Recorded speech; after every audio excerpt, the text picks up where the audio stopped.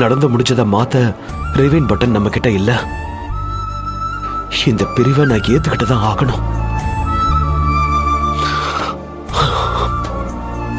என் திவ்யாலத ஒவ்வொரு நிமிஷமும் எனக்கு ஒரு வருஷம் மாதிரி. இந்த 14 நாள கடக்கிறது ஒரு யுகத்தை கடக்கிற மாதிரிங்க. ஆனா இதை நான் கடந்துதான் ஆகணும் போல. அதுக்கான தைரியத்தை எனக்குள்ள வரவழைச்சுதான் ஆகணும். ஆனா எனக்கு இப்போ கஷ்டமா இருக்கிறது, நான் இல்லாம என் பொண்ணு சாப்பிட மாட்டா.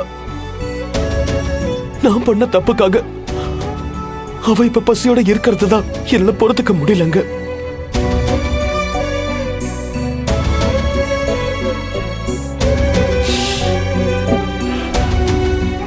சரிங்க, எல்லாமே கொஞ்ச நாள் தான்.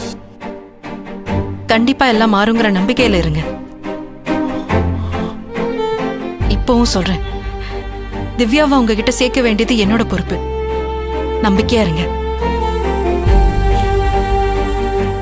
நான் வரேன்.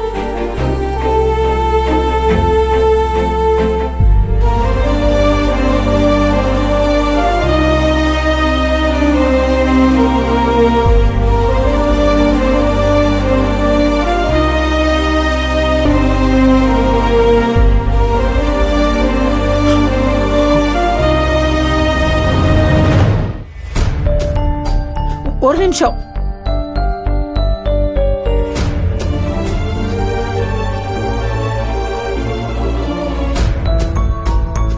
உங்ககிட்ட கொஞ்சம் பேசணும். கொஞ்சம் வா.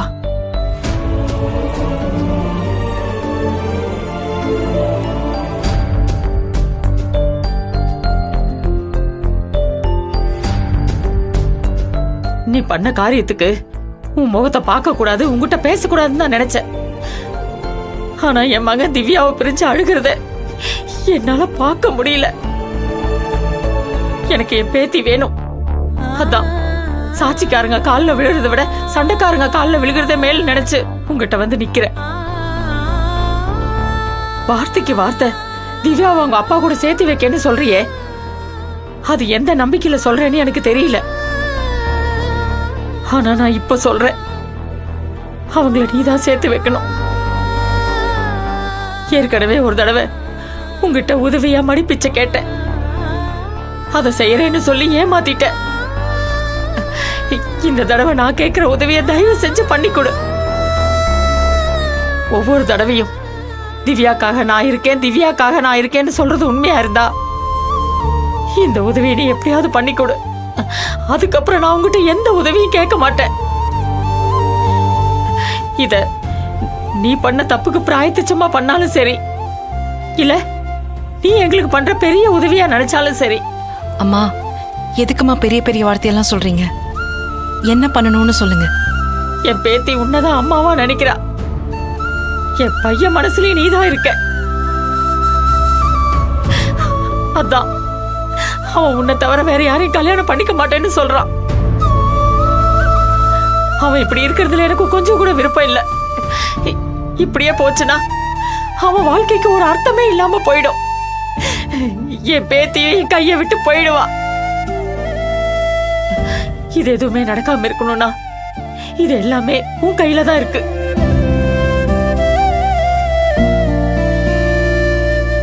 நடந்த தப்பெல்லாம் உன் ஒருத்தியால மட்டும்தான் சரி பண்ண முடியும். நீ மனசு வச்சாதான் நாங்க இழந்த சந்தோஷம் எங்களுக்கு திரும்ப கிடைக்கும். அதனால மாட்டேன்னு சொல்லாம சரின்னு சொல்லு.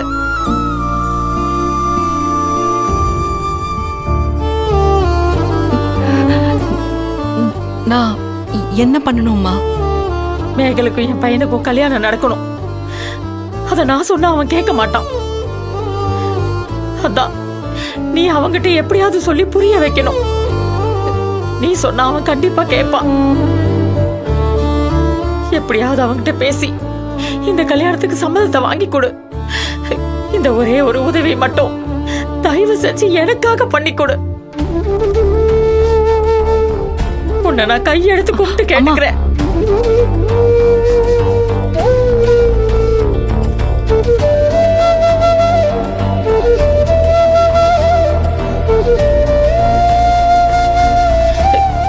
என் மகன் நல்லா வாழ்றத நான் பார்க்கணும்.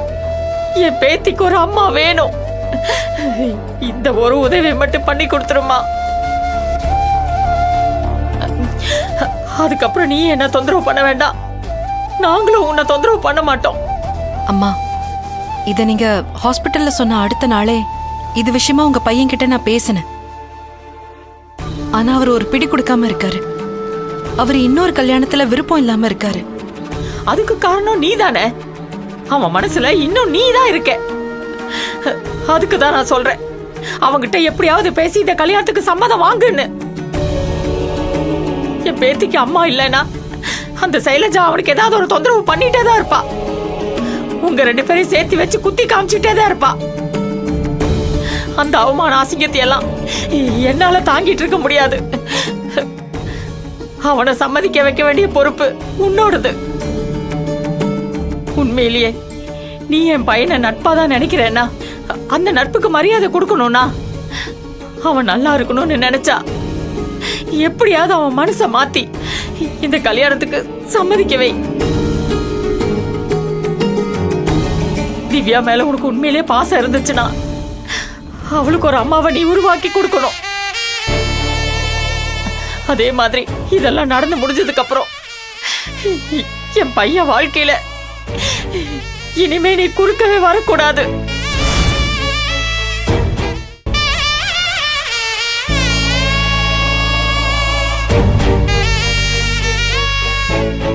இவ்வளவுதானேம்மா? இந்த கல்யாணத்துக்கு உங்க பையனை சம்மதிக்க வைக்க வேண்டியது என்னோட பொறுப்பு. உன்னை நம்பலாமா? அம்மா, உங்க பையன் நல்லா இருக்கணும் தான் நானும் நினைக்கிறேன். திவ்யாவுக்கு ஒரு அம்மா வேணும் தான் நான் நினைக்கிறேன். கண்டிப்பா இதை நான் உதவியா இல்லை, உங்க குடும்பம் நல்லா இருக்கணுங்கிற எண்ணத்துல தான் உங்க பையன் கிட்ட நான் பேசுறேன். இந்த கல்யாணத்துக்கு நான் பேசி சம்மதம் வாங்குறேம்மா. ஆனா அவர் இப்ப இருக்கிற மனநிலையில என்னால இப்ப பேச முடியாதுமா. முதல்ல அவரு இந்த சோகத்துல இருந்து வெளியே வரட்டும், அதுக்கப்புறம் நான் கண்டிப்பா பேசுறேம்மா. என்ன நீங்க கண்டிப்பா நம்பலாம். நீங்க விருப்பப்பட்டா இந்த கல்யாணத்தை நான் நல்லபடியா முடிச்சு கொடுக்கிறேன். அதே மாதிரி ஆரம்பத்திலேயே என்னோட மனசுல இருந்த குழப்பத்தை சொல்லாம அமைதியா இருந்து நம்பிக்கை கொடுத்தது ஏன் தப்புதான். நான் உங்களை மன்னிக்க சொல்லியெல்லாம் கேட்க மாட்டேன். அதே மாதிரி உங்க கோவத்தை நான் என்னைக்குமே தப்பா நினைச்சதில்லம்மா. நான் இப்ப அமைதியா நின்னதுக்கும் இப்போ உங்களுக்கு சம்மதம் சொன்னதுக்கும் ஒரே காரணம் திவ்யா. நான் பண்ண தப்ப நானே சரி பண்றேம்மா. வரேம்மா.